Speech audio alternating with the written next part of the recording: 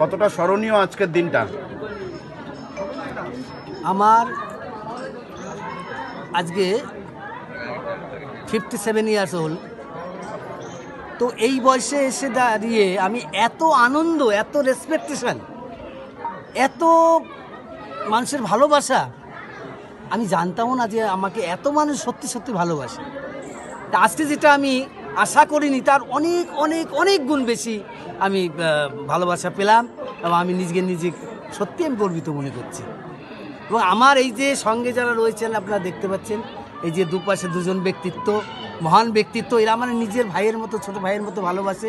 এবং আমার কোনো প্রয়োজনে হলে আমি দাদার কাছে গেলে, এই দাদার কাছে গেলে আমাকে কেউ না করে না। আমার এত সত্যি ভালোবাসে আমার। এটা আজকের দিনে দাঁড়িয়ে আমি বলতে চাই যে আজকে এত মানুষের যে ভালোবাসা, এই ভালোবাসা হয়তো আমি পাওয়ার উপযুক্ত না, কেন ভালোবাসে আমি জানিও না। কি ইচ্ছা বলছিলেন আপনার?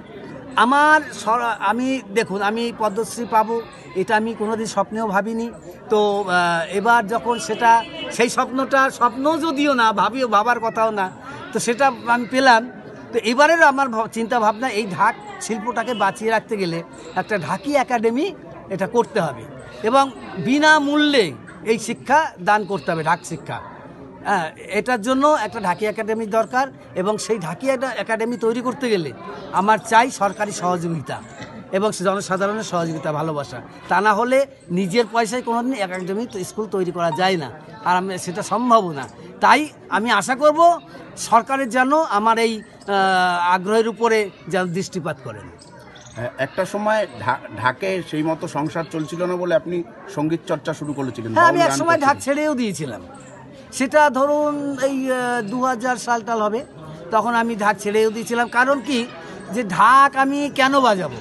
আমি ঢাক বাজাতে গেলে যে সম্মান পাই এবং আমি গান করতে গেলে যে সম্মান পাই, তার মধ্যে তিন রাত ফারাক।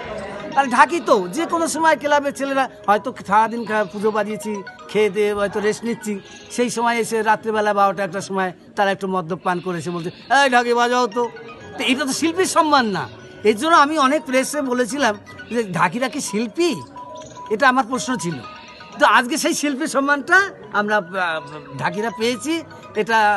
এটা আমার সত্যি আমার সৌভাগ্য এবং সেটা আপনাদের ভালোবাসার উপরে নির্ভর করে।